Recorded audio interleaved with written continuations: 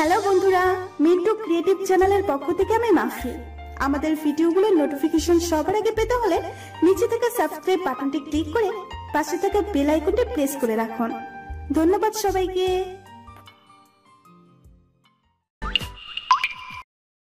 শেফা আপু, তুমি ওই ছেলেটাকে বিয়ে করবে না। ওই ছেলেটা ভালো নয়।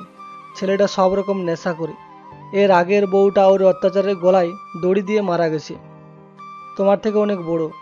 আমার এক বন্ধুর ভাইয়া আছে, ছেলেটা ইঞ্জিনিয়ার। ওরা মেয়ে খুঁজছে। আমি ওর সাথে তোমার বিয়ের কথা বলবো। আমি তো বিয়ে করতে চাই না। মেজো মামি জোর করে দিয়ে দিচ্ছে। আমি কি করব? মামা তো কিছুই বলছে না। দুই ভাই বোনে কথা বলছিল। ঠিক তখনই সেখানে আসে সাইমা বেগম আর রাকিবের উদ্দেশ্যে বলল, এই তুই শেফার কানে কি মন্ত্রণা দিচ্ছিস? সাইমা বেগমের কথায় রাকিব কিছু বলার চেষ্টা করলো, কিন্তু সাইমা বেগম কিছু শুনল না।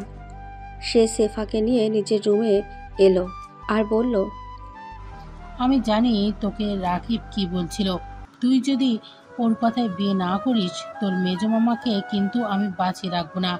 তোর মা যেমন মরে গেছে, তোর মামাও এরকমই তোকে ছেড়ে চলে যাবে।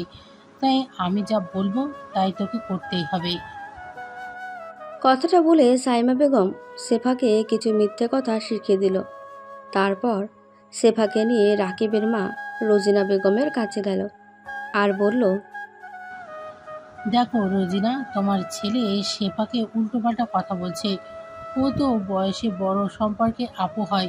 ও কি করে এই কথাগুলো বলল? তুমি তো তোমার ছেলেকে ভালো শিক্ষা দিয়েছো, এই তোমার শিক্ষা? সাইমা বেগমের কথায় রোজিনা বেগম কিছু বুঝতে পারল না। সে বলল, মেজো বুবু, তুমি কি বলছো? আমি তো তোমার কথা কিছু বুঝতে পারছি না। রাকিব কি বলেছে শেফাকে? রোজিনা বেগমের কথায় সাইমা বেগম রাগে উত্তেজিত হয়ে বলল, তোমার ছেলে শেফাকে বলছে ওখানে বিয়ে করতে হবে না। তুমি কিছুদিন অপেক্ষা করো, আমি তোমায় বিয়ে করব। সাইমা বেগমের কথায় রোজিনা বেগম শোয়া থেকে উঠে পড়ে আর বলে, কি? রাকিব এই কথা বলেছে? ওদের কথার মাঝে রাকিব তখনই রুমে ঢোকে। রাকিবকে দেখে তার মা রোজিনা বেগম বলল, রাকিব, তুই শেফাকে কি বলেছিস? তুই নাকি ওকে ওখানে বিয়ে করতে বারণ করেছিস, আর তুই নাকি ওকে নিজে বিয়ে করবি? মায়ের কথায় রাকিব অবাক হয়ে গেল। সে একবার শেফাকে, একবার সাইমা বেগমকে আর একবার তার মায়ের দিকে তাকালো। তারপর বলল, মা, তুমি বিশ্বাস করো, আমি শেফা আপুকে কোনো খারাপ কথা বলিনি। তখন পাশ থেকে সাইমা বেগম শেফাকে বলল, শেফা, তুই বল, রাকিব তোকে কি বলেছে? তোর ছোট মামি ছেলেকে নিয়ে বড্ড গর্ব করে। এবার বলে ফেল সত্যি কথা। সাইমা বেগমের কথা শুনে শেফা বলল, তুই কেন মিথ্যে কথা বলছিস? তুই তো আমাকে বলিস না ওই ছেলেটা ভালো নয়, ওই ছেলেটাকে বিয়ে করতে হবে না, আমি তোমাকে বিয়ে করব। আরে, আমি ওই কথাটা বলিনি। আমি বলেছি ছেলেটা ভালো নয়, তুমি ওখানে বিয়ে করবে না। আমার বন্ধুর বড় ভাইয়া আছে, ইঞ্জিনিয়ার, বিয়ের জন্য মেয়ে দেখছে। আমি বলবো তোমার কথা। রাকিবের কথার সাথে সাথে প্রতিবাদ করে শেফা আর বলে, না, তুই ওই কথা বলিসনি। তারপর রাকিবের মা রোজিনা বেগমের উদ্দেশ্যে শেফা বলল, ছোট মামি, তুমি ওর কথা একদম বিশ্বাস করো না। ও খুব বাজে ছেলে। ও ইদানিং আমাকে বাজে বাজে কথা বলে, বাজে বাজে ইঙ্গিত করে, যা আমি তোমাকে বলতে পারবো না। শেফার কথা শুনে তার ছোট মামি রোজিনা বেগম বলল, রাকিব এসব কথা তোকে বলতে পারে না। তুই নিশ্চয়ই ভুল বুঝছিস। তখন পাশ থেকে শেফার মেজো মামি সাইমা বেগম বলল, না, শেফা মিথ্যা বলছে না, রাকিব কথাটা বলেছে। তারপর রোজিনা বেগমের উদ্দেশ্য করে সাইমা বেগম বলল, তুমি তো পুত্র স্নেহে অন্ধ, তুমি কখনোই বিশ্বাস করবে না। আমি তো জানি ওর স্বভাব। ওর বাবা আসুক, তারপর ওর কাছে বিচার দিব। বাড়ির মেয়েকে নোংরা চোখে দেখা আমি বের করব। ওকে এই বাড়ি থেকে তাড়িয়ে ছাড়ব। তখন পাশ থেকে রাকিব বলল, না মেজো চাচি, তুমি বাবাকে কিছু বলো না। বাবা শুনলে রাগারাগি করবে। রাগারাগি করুক, তুই ইদানিং খুব বাড়াবাড়ি করছিস। আমিও দেখেছি। তোকে আমি কিছু বলিনি, তার মানে এই নয় যে কিছু আমি জানি না। তোকে একটা সুযোগ দিয়েছিলাম সত্যি কথা স্বীকার করার, তুই তো তা করলি না। সাইমা বেগমের কথায় রাকিব মাথা নত করে নেয়। আমাদের এই গল্পের নায়ক রাকিব চৌধুরী। তার বয়স এখন 19 বছর। সে কলেজে প্রথম বর্ষের ছাত্র। রাকিবের বাবারা 3 ভাই ও 1 বোন। রাকিবের মামা অমর চৌধুরী ছোট, তার নিজস্ব ইটভাটা আছে। অমর চৌধুরীর একমাত্র ছোট বোন নাজিরা ভালোবেসে বিয়ে করে অমর চৌধুরীর ঘনিষ্ঠ এক বন্ধুকে, যেটা অমর চৌধুরী মেনে নিতে পারে না। 3 ভাই বোনকে খুব ভালোবাসত, কিন্তু বাড়ি থেকে পালিয়ে গিয়ে বিয়ে করেছিল বলে কেউ তার সাথে সম্পর্ক রাখেনি। কিন্তু একটা দুর্ঘটনায় তার বোন নাজিরা ও বোনের জামাই শরীফুল মারা যায়। তারপর থেকে তাদের একমাত্র মেয়ে সেফাকে নিজের কাছে নিয়ে আসে তার মেজো মামা ইমাম চৌধুরী। ইমাম চৌধুরী নিজের সন্তান না থাকার জন্য সে সেফাকে নিজের মেয়ের মতোই ভালোবাসে। সেফার বয়স তখন মাত্র 7 বছর। অমর চৌধুরী প্রথমে আপত্তি করেছিল, কিন্তু শেষে মেজো ভাইয়ের অনুরোধের কাছে সে আর না বলেনি। তারপর থেকে সেফা মামার বাড়িতেই থাকে। রাকিবের বড় চাচা গোলাম চৌধুরী 2 ছেলে, বড় ছেলে শান্ত আর ছোট ছেলে আরাম। গোলাম চৌধুরী মারা গেছে। তারা একই বাড়িতে থাকলেই তাদের সংসার আলাদা। সেফা আসার 2 বছর পর তার মেজো মামি রুহি বেগম 3 দিনের জ্বরে মারা যায়। সেফা খুব ভেঙে পড়ে। রুহি বেগম সেফাকে খুব ভালোবাসত, নিজের মেয়ের মতোই। ইমাম চৌধুরী সেফার কথা ভেবে দ্বিতীয়বার বিয়ে করে তার বাবার বন্ধুর মেয়ে সাইমাকে। সাইমার একবার বিয়ে হয়েছিল, কিন্তু স্বামীর সাথে বনিবনা না হওয়ার জন্য সে তালাক দিয়ে 3 বছরের ছেলেকে নিয়ে শ্বশুর বাড়ি থেকে চলে আসে। পরে সাইমার সাথে ইমামের বিয়ে হয়। রাকিবের একটা আদরের ছোট বোন আছে, যার নাম সামিরা। তার বয়স এখন 13 বছর। রাকিবের মা রোজিনা বেগম খুব অসুস্থ। সারাদিন বিছানায় শুয়ে থাকে, কিছুই কাজ করতে পারে না। তার একটা কিডনি ড্যামেজ, কোনো রকম একটা কিডনি নিয়ে বেঁচে আছে। বিয়ের আগে থেকে অসুস্থ ছিল। বাপের বাড়ির লোক নাকি মিথ্যা কথা বলে অমর চৌধুরীর সাথে বিয়ে দিয়ে দেয়।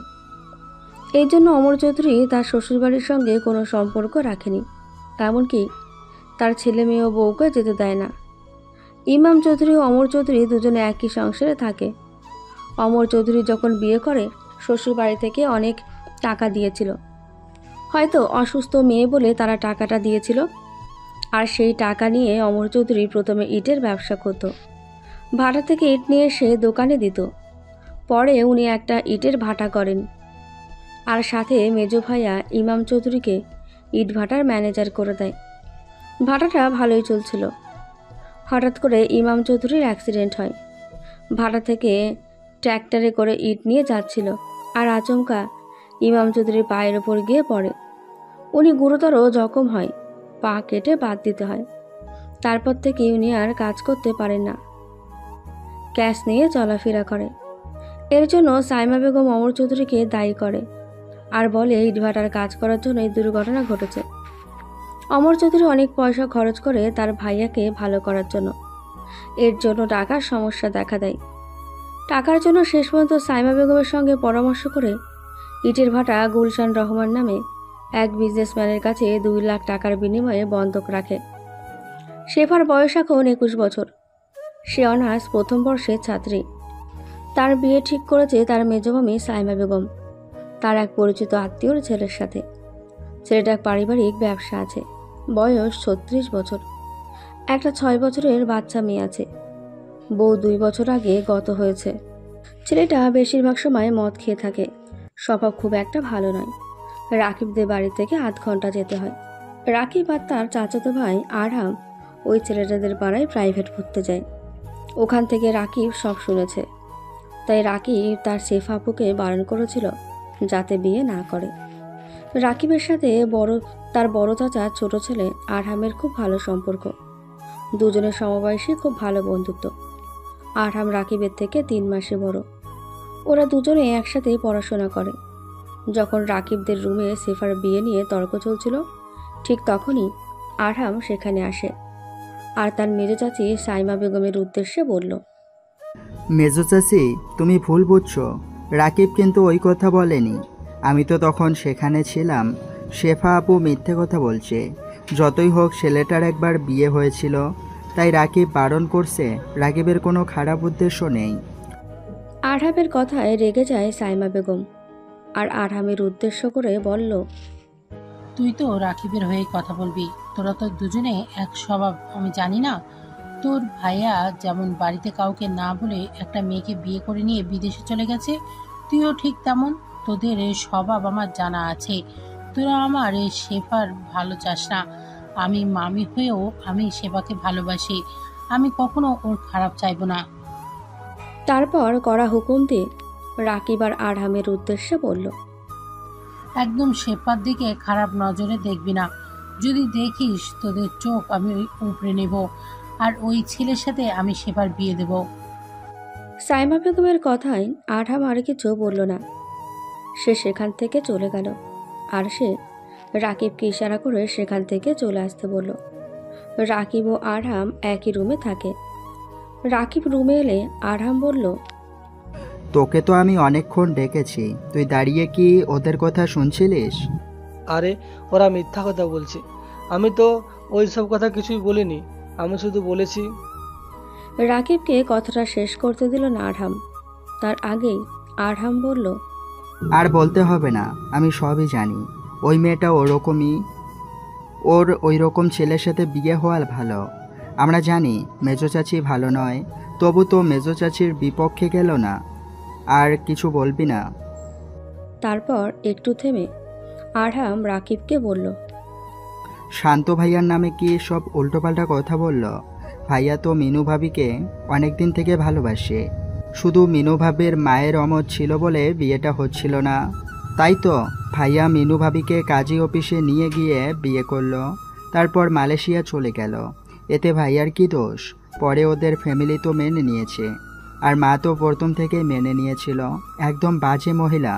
তোকে বলে দিচ্ছি, ওদের সঙ্গে আর কথা বলবি না। আরহামের বড় ভাই শান্ত একটা মেয়েকে ভালোবেসে বিয়ে করে। আরহামের মা ফাতেমা বেগম মেনে নিয়েছিল, কিন্তু মেয়ের বাড়ির আপত্তি ছিল। পরবর্তীকালে তারাও মেনে নিয়েছে। দুজনের ফ্যামিলির মধ্যে এখন ভালো সম্পর্ক, যদিও শান্ত তার স্ত্রী মিনুকে নিয়ে মালয়েশিয়ায় থাকে। রাতের বেলা রাকিবের বাবা অমর চৌধুরী বাড়িতে এলে সাইমা বেগম তাকে বলল, তোমার ছেলে রাকিব খুব বাজে ছেলে হয়ে গেছে। ও আজকে শেফাকে উল্টোপাল্টা কথা বলেছে। শেফা ওর থেকে 2 বছরের বড়, অথচ ওকে বলেছে তুই ওই ছেলেটাকে বিয়ে করিস না। কিছুদিন অপেক্ষা কর, আমি চাকরি পাই, তোকে বিয়ে করব। সাইমা বেগমের কথা শুনে অমর চৌধুরী বলল, কী সব উল্টাপাল্টা কথা বলছো? শেফা রাকিবের থেকে 2 বছরের বড়, বড় আপু হয়। রাকিব কখনো এ ধরনের কথা বলতে পারে না। অমর চৌধুরীর কথায় পাশে দাঁড়িয়ে থাকা রোজিনা বেগম বলল, ওরা রাকিবের নামে মিথ্যা কথা বলছে।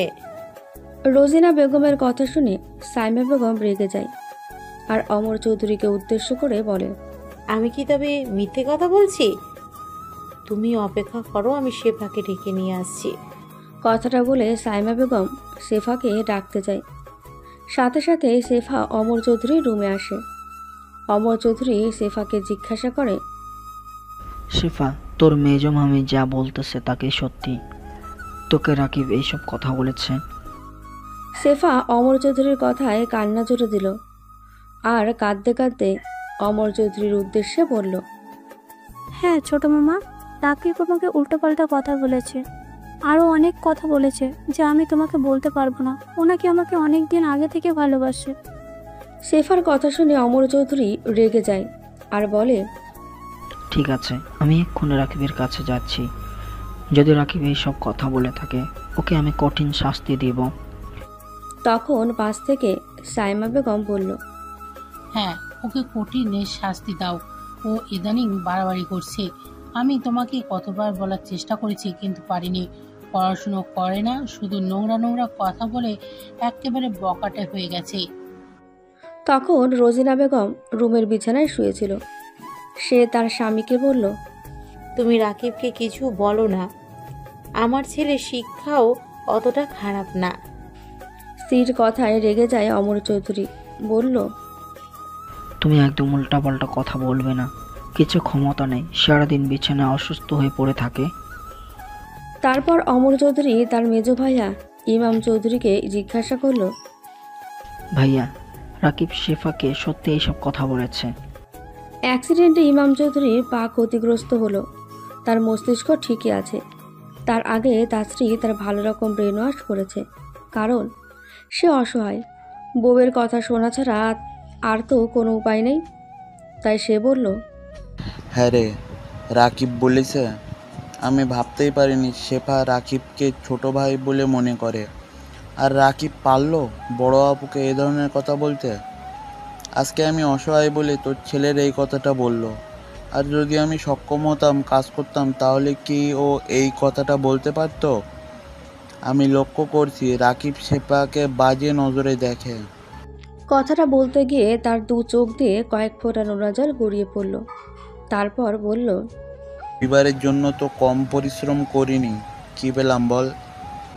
তাছাড়া মেয়েটার বাবা নেই, মা নেই, তো আমাদের কাছে ভরসাই আছে।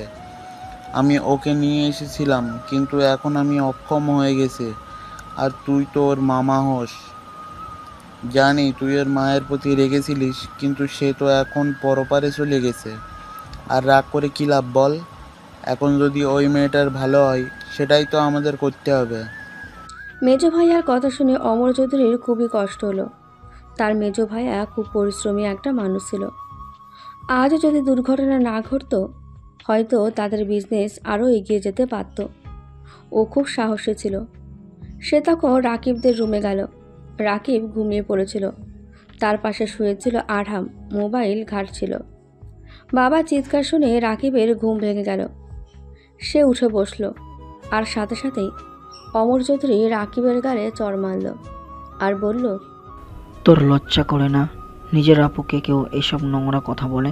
ছি, আমার ভাবতেও ঘেন্না হচ্ছে। তুই আমার ছেলে, তুই এক্ষুনি এই মুহূর্তে বাড়ি থেকে চলে যাবি। আমি এই জীবনে তোর মুখ দেখতে চাই না। ওর একটা ভালো জায়গায় বিয়ের যোগাযোগ হয়েছে, মেজ ভাইয়া ওকে নিয়ে এলো। আমাদের তো একটা দায়িত্ব আছে। ভাইয়ার শারীরিকভাবে অক্ষম, আমাদের এই সংসার ওর অবদান কম নয়। মেয়েটা ভালো ছেলের হাতে পড়ছে, আর তুই কি করলি? বিয়েটা ভাঙার চেষ্টা করছিস। ওর থেকে 2 বছর ছোট, তুই ওকে বিয়ের প্রস্তাব দিস? তোর লজ্জা করে না? বাবার কথায় রাকিব কিছু বলতে গেলেই অমর চৌধুরী তার কোনো কথাই শোনে না। তখন পাশ থেকে আরহাম অমর চৌধুরীকে উদ্দেশ্য করে বলল, ছোট চাচা, তুমি ভুল বুঝছো, আমি তো সেখানে ছিলাম। রাকিব।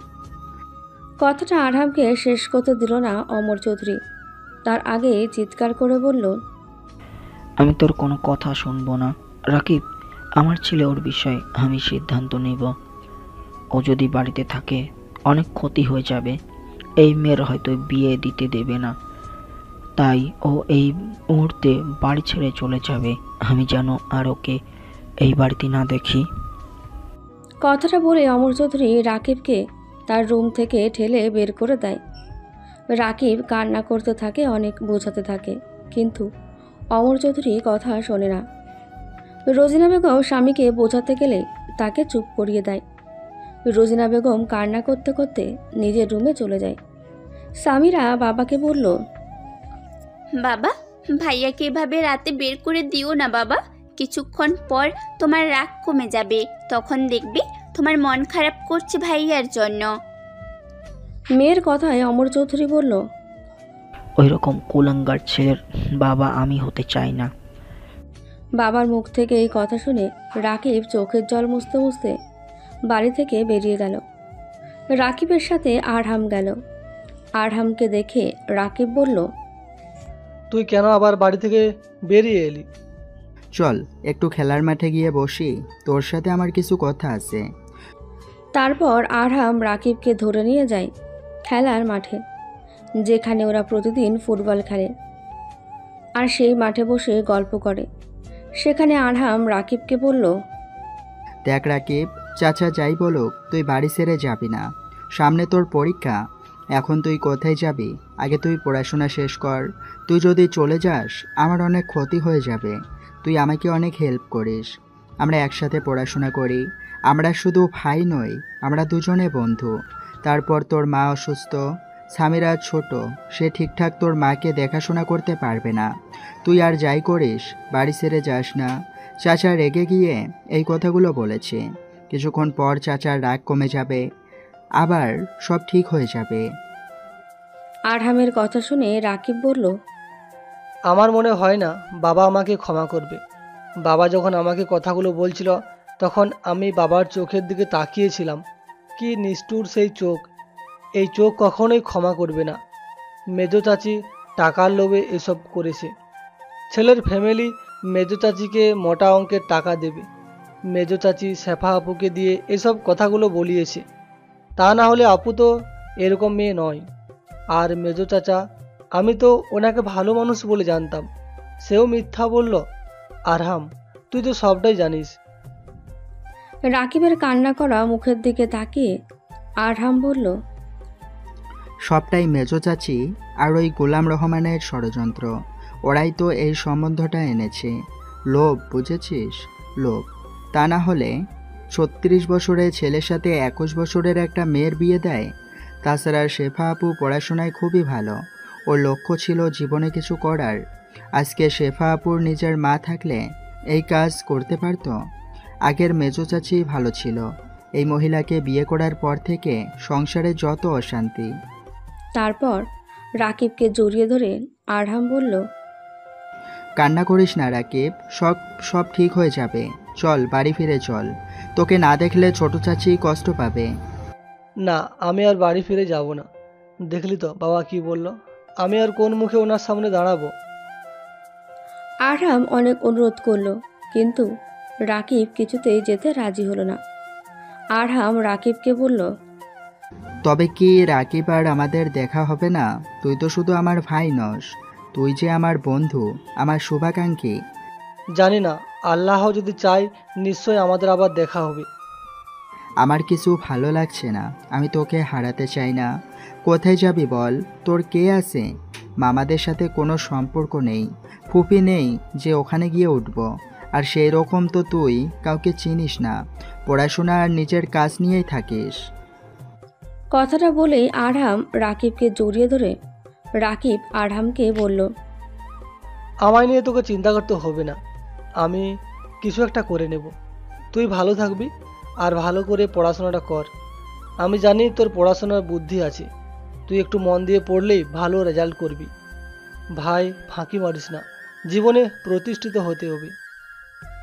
আরহাম বুঝে গেছে সে আর রাকিবকে ধরে থাকতে পারবে না।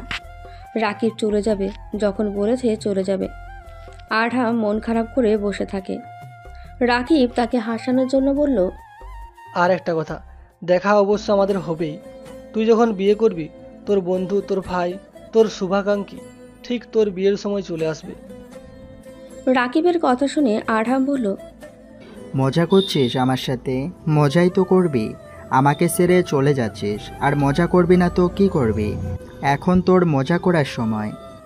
কি করব বল, আমি পরিস্থিতির শিকার, যেতে ইচ্ছে করছে না, তবু যেতে হবে।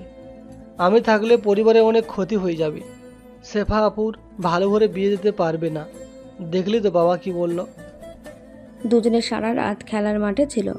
তারপর সকাল হতেই রাকিব সেখান থেকে চলে যায়।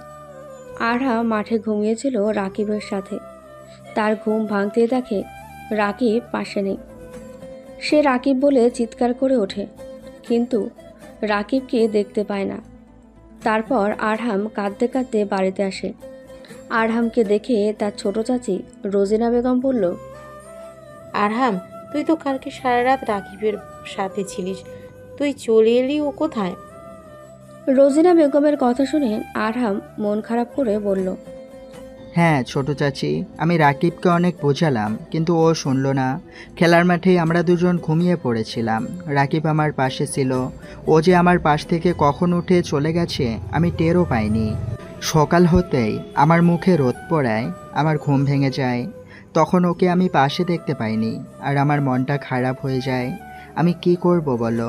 আমি অনেক চেষ্টা করেছিলাম ওকে ধরে রাখার, কিন্তু ও শুনতেই চাইলো না। কোথায় যাবে, কি করবে আমি কিছু জানি না ছোট চাচি। ছোট চাচা রাকিবের সাথে যেটা করলো সেটা ঠিক কাজ করেনি, সবটাই ষড়যন্ত্র মেজো চাচি করেছে। ও এ বাড়ির ক্ষতি করার জন্য এসেছে। আরহাম কথাগুলো একটু জোরেই বলছিল। আরহামের কথা শুনে সাইমা বেগম তার নিজের রুম থেকে ছুটে আসে আর রেগে গিয়ে বলল, চুপ কর বেয়াদব ছেলে, একটাও কথা বলবি না। তুই যদি কিছু বলিস তো এই বাড়ি থেকে তোকেও তাড়িয়ে দেবো। তোকে তাড়াতে আমার 1 সেকেন্ডও সময় লাগবে না। তুই ভাবছিস তোর মা আছে, বড় ভাই আছে, বড় ভাই বাইরে থাকে, টাকা পাঠাই, তুই নিরাপদ না। আমি যদি চাই তাহলে সব কিছু করতে পারি।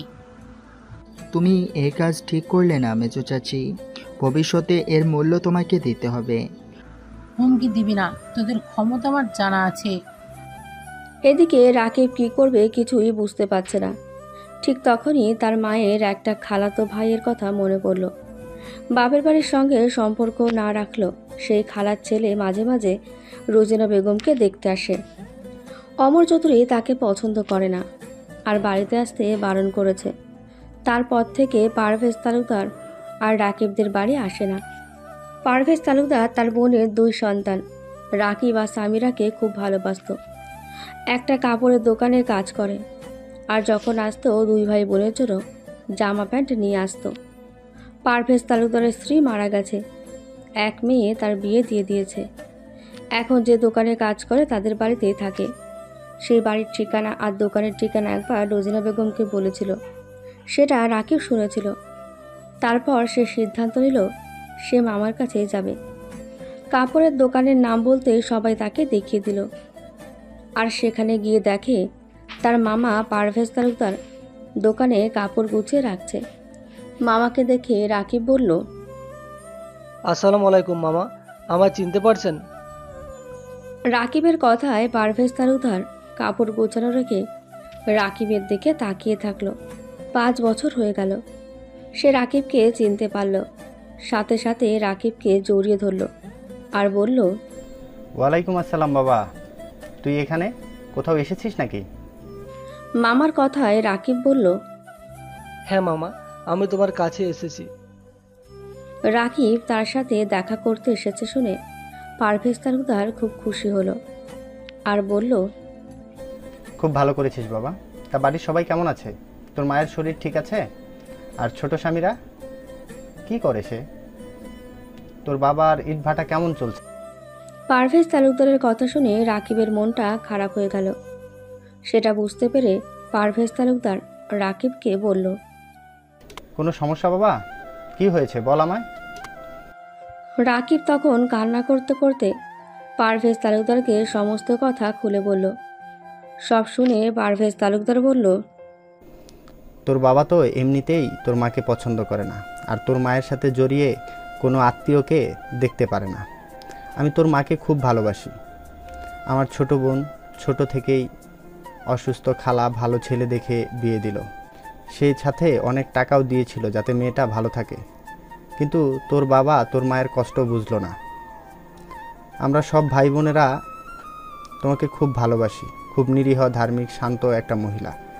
মাঝে মাঝে বোনটাকে দেখতে তার শ্বশুর বাড়ি চলে যেতাম, কিন্তু তোর বাবার আচার ব্যবহার আমাকে খুব কষ্ট দিত, তাই যাওয়া বন্ধ করে দিয়েছি। তারপর তোর মেজো চাচি সাইমা খুব একটা সুবিধের মহিলা নয়। তোর বাবা প্রথম থেকে তোর মায়ের সাথে ভালোই ব্যবহার করত, কিন্তু ওই মহিলা বাড়িতে আসার পর তোর বাবা, তখন আমার মনে হয়েছিল ওই মহিলা কোনো উদ্দেশ্য নিয়ে এই বাড়িতে এসেছে। এখন তো আবার বললি সবসময় ওর কথা শুনে যা বলে তাই করে। তোর মেজো চাচার দুর্ঘটনার পেছনে আমার মনে হচ্ছে তোর মেজো চাচি সাইমা বেগমের হাত আছে। আবার বলিস তোদের ইট ভাটা বন্ধক দিয়েছে। ওমর চৌধুরীর এরকম খারাপ দিন আসতেই পারে না, আর ওই সেফা ওর মেজো মামির জন্যই এই কাজ করেছে। তারপর আবার পারভেজ তালুকদার রাকিবকে বলল, চলেই যখন এসেছিস তোকে চিন্তা করতে হবে না। দোকানের মালিক খুবই ভালো, আমি তার বাড়িতেই থাকি। একটা রুম দিয়েছে আমাকে, সেখানে আমি থাকি। আর ওদেরই দোকানে কাজ করি। আমার মেয়ে তোর মিতু আপু এলে ওরা খুব যত্ন করে। তুই আমার সাথে ওই বাড়ি। মামা, আমি থাকলে ওরা যদি আপত্তি করে? ওরা আপত্তি করবে না। মালিক ও তার গিন্নি খুবই ভালো। 2 মেয়ে, বড় মেয়েটা একটু অবুঝ, তবে মনটা ভালো। যদি কাউকে ভালোবাসে তাহলে মন থেকে ভালোবাসে। আর ছোট মেয়েটার তো তুলনাই হয় না। মামা, তাহলে তুমি তোমার গ্রামের বাড়ি যাও না? এখন সময়ই পাই না। গ্রামের ভিটেটায় আমার যে 2 ভাই আছে তারাই থাকে। তারপর পারভেজ তালুকদার রাকিবকে বলল, তুই পড়াশোনা কমপ্লিট করবি, আমি সব ব্যবস্থা করে দেব। পড়াশোনার খরচ আছে মামা, তুমি কোথা থেকে টাকা পাবে? সব হয়ে যাবে বাবা, তোকে চিন্তা করতে হবে না। তোরা ছাড়া আমার কে আছে বল? তোর মামি তো অনেক আগেই আমাকে ছেড়ে চলে গেছে। একটা মেয়ে, তাও তো বিয়ে হয়ে গেছে। এখন মামা ভাগ্নে একসাথে থাকবো। কিন্তু মামা, আর আমার পড়াশোনা করতে ভালো লাগছে না, আমার মন চলে গেছে। তুমি বরং আমার কিছু কাজ দেখে দাও, আমি কাজ করব। রাকিবের কথা শুনে পারভেজ তালুকদার রাকিবের মাথায় হাত বুলিয়ে দেয় আর বলে, আমি তোর চেয়ে বড়, সম্পর্কে মামা, তাই আমার কথা শুনতে হবে তোকে। আমি এখানকার কলেজে ভর্তি করে দেব। তুই অনেক দূর পড়াশোনা করবি, আমি তোকে পড়াবো। আর তোর মিতু আপু, সে তোকে খুব ভালোবাসে, যদি শুনে সেও খুশি হবে। ওদের দুজনের কথা বলার মাঝে দোকানের মালিক জাহাঙ্গীর খান সেখানে আসে। পারভেজ তালুকদারকে রাকিবের সাথে কথা বলতে দেখে জাহাঙ্গীর খান বলল, পারভেজ, এই ছেলেটা কাস্টমার নাকি? এই এলাকায় তো কখনো দেখিনি, নতুন নাকি? জাহাঙ্গীর খানের কথা শুনে পারভেজ তালুকদার বলল, না সাহেব, ও আমার ভাগনা, আমার বোনের ছেলে। ও আচ্ছা, খুব ভালো। তা বাড়ি কোথায়? পূর্ব মেদিনীপুর জেলা, মহিষাদল। তারপর পারভেজ তালুকদার জাহাঙ্গীর খানকে সব কথা খুলে বলল। সব শুনে জাহাঙ্গীর খান বলল, তোমার বোনের জামাই এত নিষ্ঠুর কেন? এতটুকু ছেলেকে অন্যের কথা শুনে এভাবে কেউ তাড়িয়ে দেয়? ছি, উনি বাবা না অন্য কিছু? আগে তো নিজের ছেলে, তা নয় অন্যের কথা শুনে। আমি তো ভাবতেই পারছি না। আমার নিজের রক্ত সবার আগে। তারপর একটু থেমে পারভেজ তালুকদারের উদ্দেশ্যে বলল, পারভেজ, ও যখন চলে এসেছে ওকে আর ওর বাড়ি যেতে দিও না। তুমি ওকে তোমার সাথে রেখে দাও। আমাদের কলেজের এখানে ওকে ভর্তি করিয়ে দিবে। আমি কলেজের প্রিন্সিপালের সাথে কথা বলবো। জাহাঙ্গীর খানের কথা শুনে পারভেজ তালুকদারের মুখটা খুশিতে উজ্জ্বল হয়ে ওঠে আর সে বলে, যদি উপকার করেন খুব ভালো হয় স্যার। ছেলেটা পড়াশোনায় খুব ভালো, খুব মেধাবী ছেলে। কি হয়েছে? তারপর রাকিব তার মামা জাহাঙ্গীর খানের সাথে থাকা শুরু করে। জাহাঙ্গীর খানের 2 মেয়ে, বড় মেয়ে শক্তি, তার বয়স এখন 14 বছর, 8ম শ্রেণীর ছাত্রী। আর ছোট মেয়ে সাথী, 10 বছর বয়স, ক্লাস 5-এ পড়ে। বড় মেয়ে শক্তি অহংকারী, সে কাউকে কোনো রকম পাত্তা দেয় না। কিন্তু ছোট মেয়ে সাথী খুব শান্ত ভদ্র। একদিন সাথী তার মাকে বলল, মা, তুমি আজকে কি রান্না করেছো?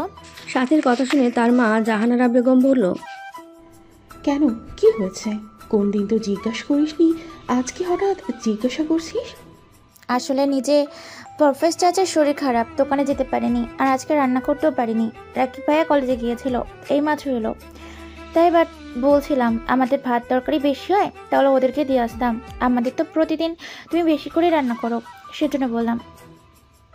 মেয়ের কথা শুনে জাহানারা বেগম খুব খুশি হলো। সে জানে তার ছোট মেয়ে খুব দয়ালু এবং ভালো মনের মানুষ।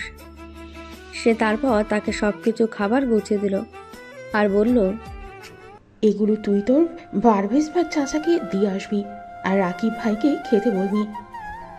সাথী খুব খুশি হলো। সে খাবারগুলো নিয়ে তার পারভেজ চাচাকে দিল। তখন রাকিব সেখানে ছিল। রাকিব বলল, সাথী, এটা ঠিক কাজ হলো না। এভাবে বাড়ি থেকে খাবার আনা তোমার উচিত নয়।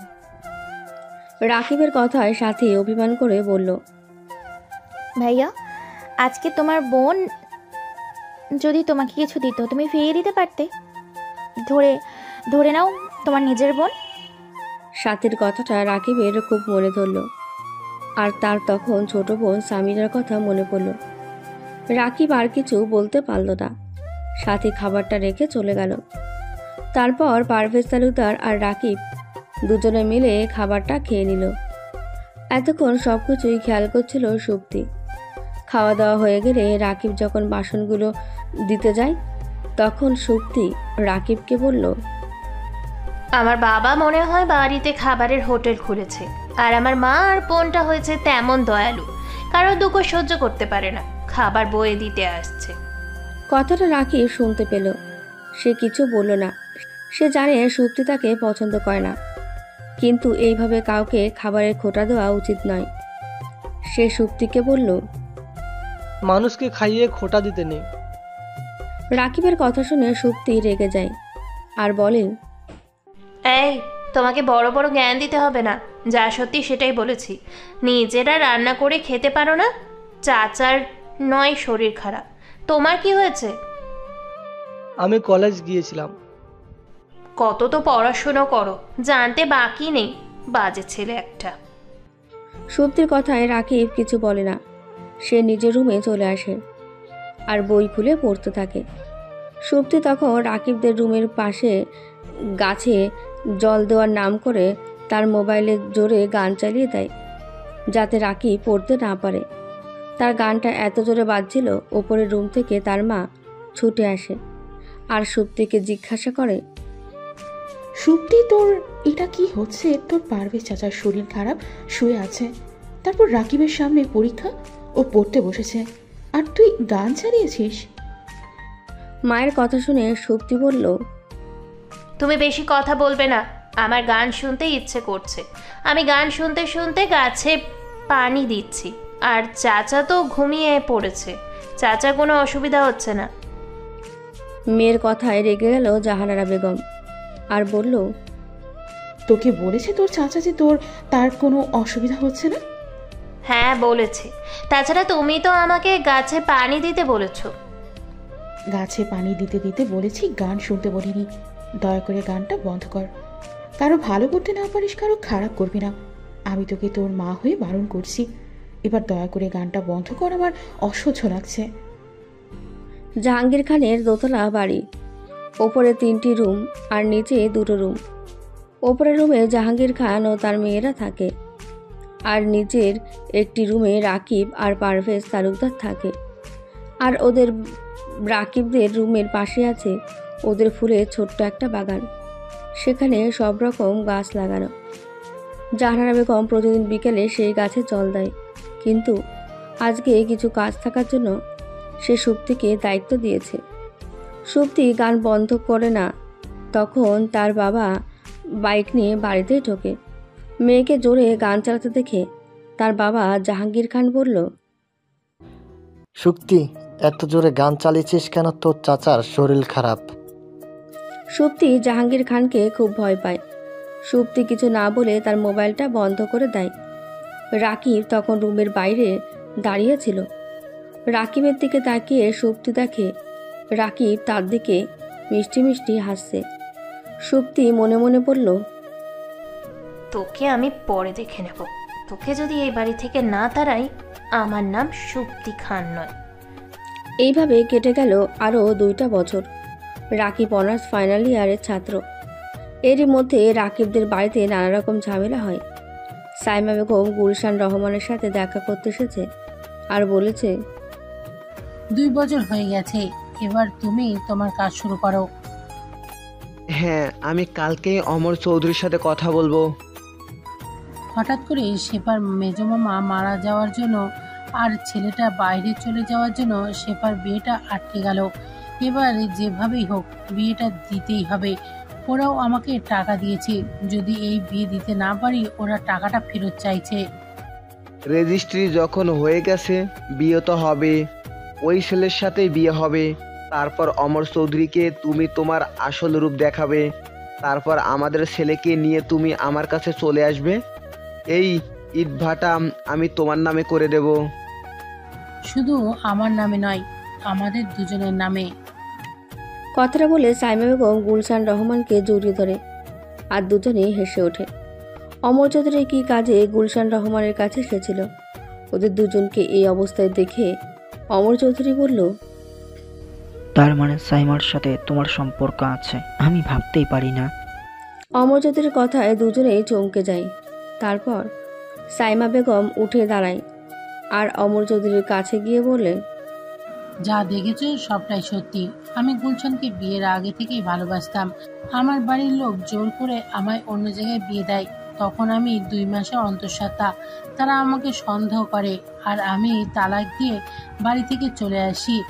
গুলশানের বাবা আমাকে মেনে নিতে চায় না, তাই গুলশান বাচ্চার পরিবারের জন্য ইমামের সাথে আমার বিয়ে দেয়। তারপর কিছুক্ষণ থেমে সাইমা বেগম আবার শুরু করলো, আর ইমামের দুর্ঘটনাটা আমরাই ঘটিয়েছি, যাতে তুমি ওর পেছনে টাকা নষ্ট করো আর ইট ভাটার দিকে নজর দিতে না পারো। কারণ ওই ভাটার দিকে গুলশানের লক্ষ্য ছিল। আমাদের পরিকল্পনা সফল হয়, তুমি অর্থের অভাবে ওটা বন্ধক দিতে বাধ্য হও। এখন ইমাম মারা গেছে আর আমাদের চিন্তাও নেই। এবার আমরা বিয়ে করব আর ইট ভাটা এবার আমাদের নামে হয়ে যাবে। তুমি 2 লাখ টাকা নিয়েছো, সেই টাকা সুদে আসলে 8 লাখ টাকা হয়েছে। 1 সপ্তাহের মধ্যে হয় তুমি এই টাকা ফেরত দেবে, তা না হলে ওই ভাটা আমাদের নামে করে দিতে হবে। সাইমা বেগমের কথা শুনে অমর চৌধুরী অবাক হয়ে গেল। তার মানে তুমি এতদিনে আমার সাথে অভিনয় করেছিলে? পাগল নাকি তুমি? আমি ছোট্ট থেকে গুলশানকে ভালোবাসি আর তোমার ইটভাটার প্রতি গুলশানের লক্ষ্য ছিল। কারণ ওই জায়গাটা গুলশানের বাবার ছিল। তখন ওর কাছে টাকা ছিল না বলে তোমাকে বিক্রি করেছিল, আর তুমি তখন শ্বশুরবাড়ি থেকে টাকা পেয়ে ওই জায়গাটা কিনে নিয়েছিলে আর ইটভাটা করেছিলে। গুলশানের ইচ্ছে ছিল ওখানে ব্যবসা করার, কিন্তু সেটা তখন হয়নি। এবার সফল হয়েছে। এইবার গুলশান ওর ভাটার মালিক হয়ে যাবে। তুমি আর কিছু করতে পারবে না। কোনো রকম চালাকি না করে সই করে দাও, কারণ সমস্ত তথ্য প্রমাণ আমাদের কাছে আছে। অমর চৌধুরীর কাছে কোনো উপায় ছিল না। সে 2 লাখ টাকা নিয়েছিল। তখন টাকার এত প্রয়োজন ছিল, তাড়াতাড়ি মাথায় টাকার সুদটা দেখেনি। সব সাইমা বেগমকে বিশ্বাস করে হয়েছে, কারণ সে তার ভাবি ছিল আর ভাবি কখনো এতটা খারাপ কাজ করতে পারে না। সে জানতো সাইমা বেগম তাকে ভালোবাসে, তাই সে কাগজে সই করে দিয়েছিল। এখন আর তার ওকে 1 সপ্তাহের মধ্যে এত টাকা দেওয়া সম্ভব নয়। ইমাম চৌধুরী মারা যাওয়ার পর সাইমা বেগম ছেলেকে নিয়ে অন্য জায়গায় থাকে। বাড়িতে এসে অমর চৌধুরী মন খারাপ দেখে আরহাম জিজ্ঞাসা করে, চাচা, তোমার মন খারাপ? কি হয়েছে? আরহামের কথা শুনে তারপর অমর চৌধুরী তাকে সব কথা খুলে বলল। সব শুনে আরহাম বলল, আমি জানতাম এটাই হবে। ওই মহিলা ভালো ছিল না। শেফাকে আর ওই বাড়িতে বিয়ে দিতে হবে না। আরহামের কথা শুনে অমর চৌধুরী আপত্তি জানিয়ে বলল, কিন্তু ওদের তো রেজিস্ট্রি হয়ে গেছে, শুধু পারিবারিক বিয়েটা বাকি আছে। আমরা আটকাতে পারবো না। শেফার কপালে যা আছে তাই হবে, বিয়েটা হয়ে যাক। অমর চৌধুরীর কাছ থেকে সব কথা শুনে রোজিনা বেগমের অবস্থা খারাপ হয়ে যায়। সে এমনিতেই অসুস্থ, সে সব চিন্তা নিতে পারে না। তার বাবা টাকা দিয়েছিল তাকে ব্যবসা করার জন্য, সে ব্যবসা নষ্ট হয়ে গেল। আবার ছেলেটা কোথায় হারিয়ে গেল। এইসব কথা বলে সে খুব কান্না করতে থাকে। আর কান্না করতে করতে সে তার মেয়ে সামিরাকে বলল, তোর ভাইয়া কোথায় চলে গেল? তোর ভাইয়া কি আর আসবে না? তারপর তোর বাবার ব্যবসা নষ্ট হয়ে গেল। তোর বাবা এই মহিলাকে চিনতে পারলো না। কত ভুল করলো। যেখান থেকে পারিস তোর ভাইয়াকে নিয়ে আয়। ভাইয়া কি করে আসবে মা? বাবা তো তাকে তাড়িয়ে দিয়েছে। তোর বাবা খুব ভুল করেছে ওই মহিলার কথা শুনে। কেন তোর বাবা এই কাজ করলো? ওরা ভালো নয়। তোর বাবা বুঝতেই পারলো না। তার অগোচরে কত ষড়যন্ত্র হলো সে বুঝতে পারলো না। ছেলেটাকে শুধু শুধু রাগের মাথায় বাড়ি থেকে তাড়িয়ে দিল। আমার নিঃশ্বাস বন্ধ হয়ে আসছে। আমি আর বাঁচবো না। আমি কি মরার আগে আমার ছেলেটাকে একবার দেখতে পাবো না? মা, তোমার কিচ্ছু হবে না, কিচ্ছু না। তুমি ভালো হয়ে যাবে মা। দেখবে ভাইয়া ঠিক একদিন ফিরে আসবে। রোজিনা বেগম আর কথা বলতে পারল না। সামিরা কান্না করে দিল। সে ছুটে গিয়ে তার চাচাতো ভাই আরহামকে ডাকতে গেল। অমর চৌধুরী তখন আরহামের সাথে কথা বলছিল। মেয়ের চিৎকারে সে ছুটে এলো আর রোজিনা বেগমের নিঃশ্বাস চেক করে সামিরার উদ্দেশ্যে বলল, সামিরা, তোর মা মনে হয় আর নেই, নিঃশ্বাস বন্ধ হয়ে গেছে। আর ডাক্তার ডেকে কি করব? এমনি তো ডাক্তার বলে দিয়েছিল যে কোনো দিন তোর মা এই দুনিয়া ছেড়ে চলে যেতে পারে। সামিরা তার বাবার কথায় কোনো উত্তর দেয় না। সে তার মাকে জড়িয়ে ধরে চিৎকার করে কান্না করে আর কাঁদতে কাঁদতে বলল, মা, তুমি কেন চলে গেলে মা? আমাকে কার কাছে রেখে গেলে? ভাইয়া বাড়ি ছেড়ে চলে গেল, আমি আবার কার কাছে থাকবো মা? বলো না মা, বলো। মা, তুমি ফিরে এসো, তোমার স্বামীরা যে অনেক কষ্ট পাচ্ছে মা, অনেক কষ্ট। সামিরা তার ভাইয়া রাকিবকে বাড়ি থেকে তাড়ানোর পর থেকে সে তার বাবাকে পছন্দ করে না। তার কাছে তার ভাইয়া প্রিয় একজন মানুষ ছিল। সামিরার কান্না দেখে শেফা সেখানে ছুটে আসে। অমর চৌধুরী তার আগে সেখান থেকে উঠে চলে গেছে। শেফা এসে সামিরাকে জড়িয়ে ধরে আর বলে, কান্না করিস না, কি করবি বল? নিয়তের উপর কারোর হাত নেই। আমার মা তো আমাকে ছেড়ে কবে চলে গেছে, আর এমনিতেই তোর মা কষ্ট পাচ্ছিল, তার থেকে চলে গেছে, ভালো হয়েছে। শেফার কথা শুনে সামিরা তার হাত ধরে বলল, আপু, তুমি কেন এই কাজ করলে? তুমি কেন ভাইয়ার নামে মিথ্যে বদনাম দিলে? তুমি বলো, ভাইয়া তোমার কি ক্ষতি করেছিল? বলো না। আমার বিশ্বাস হয় না ভাইয়া তোমাকে কখনো কোনো নোংরা কথা বলতে পারে। আমার ভাইয়া খুব ভালো মানুষ। আজকে ভাইয়া চলে যাওয়ার পর থেকে মা আরও অসুস্থ হয়ে পড়ে। তা না হলে মা হয়তো আরও বেশ কিছুদিন বেঁচে থাকতো। শুধু তোমরা আমার মাকে বাঁচতে দিলে না। সারাদিন কথা শোনাতে, অবহেলা অযত্নে মা আমার চলে গেল। মা ছিল আমার পৃথিবী। এবার আমি কোথায় যাব বলো? বাবা তো কখনোই আমাদের কথা শোনেনি, কখনোই না। সামিরার কান্না শুনে শেফা সামিরাকে বলল, সামিরা, আমার কাছে কিছু করার নেই, আমিও অসহায় একজন মেয়ে। তুই তো দেখতে পাচ্ছিস তোর মা আজকে মরেছে, কিন্তু আমার মা ও বাবা তো অনেক আগেই রেখে কবে চলে গেছে। আর মেজো মামি, সে তো ষড়যন্ত্র করে সংসারটাই শেষ করে দিল।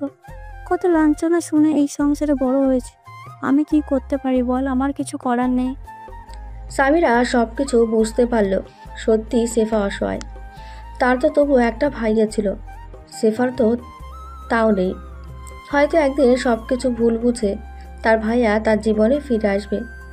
আর শেফা আপুর কী হবে? তার তো বাবা মা দুজনেই চলে গেছে। তাই সামিরা আর শেফার উপর রাগ করল না। সে শেফাকে জড়িয়ে ধরে কান্না করলো। দুই মা হারা সন্তান একে অপরকে জড়িয়ে ধরে কান্না করে আর নিজেদের ভাগ্যকে নিয়ে নিজেরাই আফসোস করে। এদিকে রাকিব কোনোভাবে কারোর সাথে যোগাযোগ রাখতে চায় না বলে সে তার ফোন নম্বর বাড়ি থেকে চলে যাওয়ার পরেই চেঞ্জ করে নিয়েছে। আরহাম অনেক চেষ্টা করেছিল তার সাথে যোগাযোগ করার, কিন্তু কোনোভাবেই পেরে ওঠে না। আরহাম সামিরার কাছে যায় আর সামিরাকে বলল, দেখ সামিরা, আমি বহুবার চেষ্টা করেছি আর এখনও চেষ্টা করলাম, কিন্তু কোনোভাবেই রাকিবের সাথে যোগাযোগ করতে পারছি না। আসলে ও আমাদের সাথে যোগাযোগ রাখতে চায় না। ও ফোনটা চেঞ্জ করেছে, কিন্তু কোথায় আছে, কি করছে আমি তো কিছুই জানি না। কিভাবে খবরটা দেব বল? ভাইয়া এক রাশ অভিমান আর অপমান নিয়ে এই সংসার থেকে চলে গেছে, আর মনে হয় না ফিরে আসবে। কিন্তু মা খুব চেয়েছিল ভাইয়াকে শেষ দেখা দেখবে। তারপর সবাই মিলে রোজিনা বেগমের কবরের ব্যবস্থা করা হয়। এদিকে রাকিবের মনটা খুব খারাপ করছে। ভাতের থালায় ভাত নিয়ে নাড়াচাড়া করছে। তার কিছুই ভালো লাগছে না। মনে হচ্ছে তার জীবন থেকে কোনো প্রিয় জিনিস মানুষ হারিয়ে গেছে। তাকে আনমনা দেখে তার মামা পারভেজ বলল, কি হয়েছে রাকিব, তোর মনটা খারাপ, ভালো লাগছে না ভাত খেতে? মামা, কেন জানি আজ আমার কিছু ভালো লাগছে না। বড্ড মায়ের কথা মনে পড়ছে। মা কত অসুস্থ, স্বামীরা পাচ্ছে মাকে একা সামলাতে। সেও তো ছোট, তাই পড়াশোনা আছে, তার স্কুল আছে। কি জানি মা সব সময় ওষুধ খাচ্ছে তো, মাকে ডাক্তার দেখাচ্ছে তো। রাকিবের কথায় পারভেজ তালুকদার বলল, সামিরা ছোট হলেও তোর মাকে দেখবি, সে অনেক বুঝদার একটা মেয়ে, কোনো চিন্তা করতে হবে না বাবা। তুই তোর স্বপ্ন পূরণ কর। তোর মা তোকে বলেছে তুই অনেক বড় হবি, অনেক বড় অফিসার হয়ে মায়ের সামনে যাবি, বলবি মা তুমি যে স্বপ্ন দেখেছিলে আমি তা সফল করেছি, দেখো আজকে আমি কত বড় অফিসার হয়েছি। পারভেজ তালুকদারের কথায় রাকিব হাসে, কিছু বলে না। এদিকে গুলজান রহমান আর সাইমা বেগম কিছুটা জোর করে অমর চৌধুরীকে কাগজে সই করিয়ে ইটভাটা নিজের নামে করিয়ে নেয়। অমর চৌধুরী অনেক চেষ্টা করে, কিন্তু তার কিছু করার নেই। কিছু গুন্ডা লোক তার সামনে বসে আছে, যদি সে কথা না শোনে তাহলে তাকে আঘাত করা হবে। অমর চৌধুরী শুধু একবার সাইমার দিকে তাকালো আর বলল, তুমি এটা ঠিক কাজ করলে না। আজকে তোমার জন্য আমার ছেলে আমাকে ছেড়ে চলে গেছে। সে আমাকে ভুল বুঝেছে। শেফা আমাকে সব বলেছে, তার কোনো দোষ ছিল না। তারপর কিছুক্ষণ থেকে অমর চৌধুরী আবার বলল, কেন তুমি এটা করলে? আমি তো সরল মনে তোমাকে ভালোবেসেছিলাম, আর তুমি? অমর চৌধুরীর কথায় সাইমা বেগম অমর চৌধুরীর গালে চড় মারল আর বলল, তোমার লজ্জা করে না? ছোট লোক, তুই ভাবলি কি করে আমি তোকে ভালোবাসি? তোর ক্ষতি করা ছিল একমাত্র আমার আর গুলশানের একমাত্র লক্ষ্য। ওই ইটভাটা যেভাবেই হোক আমাদের নিতেই হবে। ওইটা তো আমি টাকা দিয়ে কিনেছিলাম। তোকে তো গুলশান পরে টাকা দিয়ে ওর বিক্রি করতে বলেছিল, তুই রাজি হসনি। তোকে তো সে বিক্রি করতেই হলো, কিন্তু অনেক পরে। তার জন্য তুই তোর আদরের ছেলেকে হারালি, তোর ভাইকে হারালি, আর তোর বউ সে তো এমনিতে অসুস্থ ছিল, সে বেঁধে থেকে কি করতো। এখন তুই যা, আর জীবনে যেন তোকে ভাটার সামনে না দেখি, আর যদি দেখি আমাদের লোক তোকে ওখানেই জীবন্ত কবর দেবে। অমর চৌধুরী আর কিছু বলল না। কিছুদিন সে বাড়িতে চুপচাপ বসেছিল। আরহাম সংসার দেখাশোনা করছিল। স্বামীর আর ভালো লাগছিল না। সে তার বাবাকে বলল, বাবা, যা হবার হয়েছে, এবার তুমি কিছু একটা কাজ করো। আরহাম ভাইয়া একা সংসার দেখাশোনা করছে, এটা ঠিক নয় বাবা। মেয়ের কথা শুনে অমর চৌধুরী এবার স্বাভাবিক হলো। তারপর বলল, ঠিক বলেছিস মা, আমি আর মন খারাপ করব না। যা আমার নয় আমি সেই নিয়ে ভাবি না। আল্লাহ যদি আমার দিত তাহলে আমারই থাকতো। আমি কালকে থেকে কাজ খুঁজব, তোর জন্য হলেও আমাকে বাঁচতে হবে। তারপর অমর চৌধুরী তার এক বন্ধুর মাধ্যমে একটা প্লাস্টিকের কারখানায় কাজ পায়। এদিকে সেফার সাথে যার বিয়ে ঠিক হয়েছিল সে হঠাৎ খবর পাঠায় তারা দেরি করতে চায় না। সেফার মেজ মামা ইমাম চৌধুরী হঠাৎ করে মৃত্যু, আর সেফার হবু স্বামী হঠাৎ করে বিদেশে চলে যায়। তার কিছু কাজের জন্য তাই বিয়ে বন্ধ ছিল। সে আবার বিদেশ থেকে বাড়ি এসেছে, আর যাবে না, আর তাড়াতাড়ি বিয়ে করতে চায়। দেখতে দেখতে সেফার বিয়ে এগিয়ে আসে। সেফা তার রুমে শুয়েছিল। হঠাৎ আরহাম পারমিশন নিয়ে রুমে ঢোকে আর সেফাকে উদ্দেশ্য করে বলল, শেফা আপু, তোমার সাথে আমার কিছু কথা আছে। হ্যাঁ আরহাম, বল, কি বলবি? তুমি বুঝতে পারছো তুমি কত খারাপ কাজ করেছো? তুমি যদি তখন একটু শক্ত হতে তাহলে এই ভুল হতো না। তোমার ভালোর জন্য রাকিব তোমায় বারণ করেছিল, আর কি হলো বলো? এখন আমি তোমায় বারণ করছি। রেজিস্ট্রি হয়ে গেল, আমরা আইনের সাহায্যে সেটা বাতিল করে দেব, তবুও তুমি এই বিয়ে করো না। আরহামের কথা শুনে সেফার চোখ দিয়ে কয়েক ফোঁটা নোনা জল গড়িয়ে পড়ল। তার চোখে জল দেখে আরহাম বলল, আপু তুমি কাঁদছো? তাহলে আমি এই বিয়ে বন্ধ করে দিই। না আরহাম, আমি চাইনি আমাদের বিয়ে বন্ধন হোক। এলাকায় সবাই জেনে গেছে, রেজিস্ট্রি যখন হয়ে গেছে তখন এই বিয়ে হোক। আমার কপালে যা আছে তাই হবে। আমি আর তোদেরকে সমস্যায় ফেলতে চাই না। আরহাম তার মাকে নিয়ে আগে আলাদা থাকতো, কিন্তু ইমাম চৌধুরী মারা যাওয়ার পর থেকে তারা সবাই একসাথেই হয়ে যায়। তারপরে রোজিনা বেগম মারা যাওয়ায় ইটভাটা চলে যাওয়ার পর থেকে আরহাম সংসার দেখাশোনা করে। সে একটা বাজারের মধ্যে জেরক্সের দোকান খুলেছে, আর সাথে সে একটা স্কুলে পার্ট টাইম পড়ায়। তার পরের দিনই সেফার বিয়ে হয়ে যায়। খুব সাধারণভাবে সেফার বিয়ে হয়। সেফা শ্বশুরবাড়ি যাওয়ার সময় সামিরা তাকে জড়িয়ে ধরে খুব কান্না করলো। সেফা সামিরাকে সান্ত্বনা দিয়ে বলল, খুব সাবধানে থাকিস, বাবাকে দেখবি আর চেষ্টা করবি রাকিবের খোঁজ নেওয়া। রাকিব খুব ভালো ছেলে, আমার দোষে সে আজ বাড়ি ছেড়ে চলে গেছে। সেফার কথায় ঘাড় নাড়ল সামিরা। সেফা চলে গেল শ্বশুরবাড়িতে। সেফার স্বামী রায়হানের আগে একবার বিয়ে হয়েছিল, তার একটা মেয়ে আছে। সেফার থেকে রায়হান 14 বছরের বড়। রায়হান পারিবারিক ব্যবসা করে, একাধিক নারীর সঙ্গে সে লিপ্ত, তাই রাকিব বারণ করেছিল। আজকে ওদের বাসরাত। সেফা দেখলো আরহা মদ খেয়ে এসেছে। রায়হান সেফাকে ধরতে গেলেই সেফা ভয়ে সরে যায়। আর রায়হান বলল, তুমি আমার স্ত্রী, আমাকে বাধা দেওয়ার তোমার কোনো অধিকার নেই। আজকে তোমাকে আমার করে নেব, অনেকদিন অপেক্ষা করছি, আর নয়। তারপর রায়হান আবেগী হয়ে বলতে লাগলো, আগের বউটা মরে গেল মেয়েটাকে রেখে দিয়ে। আমি জানি আমি ভালো না, কিন্তু আমি তাকে ভালো রাখতে চেয়েছিলাম। সে আমাকে বুঝতে পারেনি। আমি ভালো থাকতে চাই, আমি বাঁচতে চাই, আমি সংসার চাই, আমি শান্তি চাই। তুমি হবে আমার উপযুক্ত অর্ধাঙ্গিনী, যে আমাকে সুখ দিতে পারবে। আমি জানি তুমি ভালো মেয়ে। তোমার মামি আর গুলশান চাচা তোমাকে আমার সাথে বিয়ে দিতে বাধ্য করেছে। ওরা আমার কাছ থেকে এর জন্য 5 লাখ টাকা নিয়েছে। তোমার ভাই রাকিব বারণ করেছিল, এতে তার দোষ ছিল না। সে এখানে পড়তে আসতো, আমাকে যেভাবে দেখেছে সেটাই তোমাকে বলেছে। এলাকার সবাই আমার স্বভাব সম্পর্কে অবগত, তাই ও সত্যিটাই বলেছে। গুলশান চাচা আর সাইমা বেগম ওরা দুজনের ষড়যন্ত্রকারী, পাপী। আমি জানি তোমার কেউ নেই, আমি তোমার ক্ষতি করতে চাই না, তাই বিয়ে করব না বলে চলে গিয়েছিলাম। তারপর মেয়েটার জন্য আবার ফিরে এলাম। আবার আইনগত তোমার সাথে আমার রেজিস্ট্রি ম্যারেজ হয়ে গিয়েছিল, তাই তোমাকে বিয়ে করতে বাধ্য হলাম।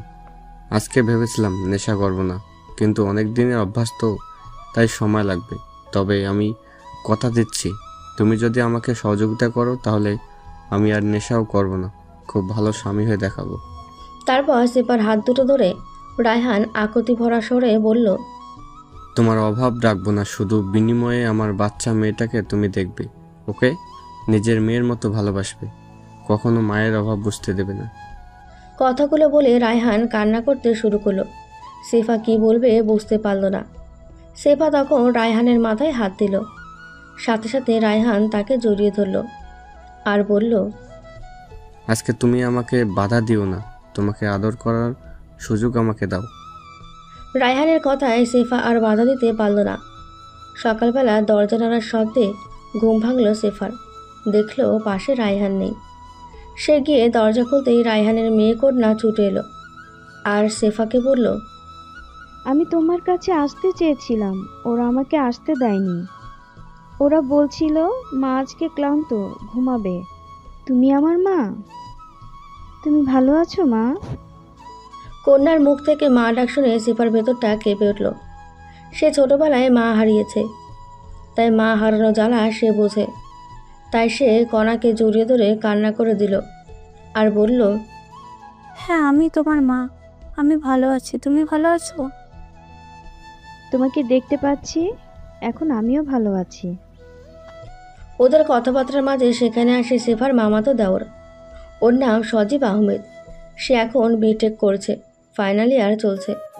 সজীব সেফার উদ্দেশ্যে বলল, ভাবি, আপনার বিয়ের জন্য আমি ছুটি নিয়ে এসেছি। যেদিন থেকে শুনেছি রায়ান ভাইয়া বিয়ে করছে, সংসার করতে চায়, আমি খুব খুশি হয়েছি। ভাইয়ার জীবনটা অগোছালো হয়ে গেছিল, তুমি একটু ভাইয়ার জীবনটাকে গোছালা করে দেবে। ভাইয়া খুব খারাপ তা নয়, কিন্তু কিছু সঙ্গদোষে খারাপ হয়ে গেছে। ভাইয়ার খারাপ হওয়ার মূলে ওই গুলশান চাচা।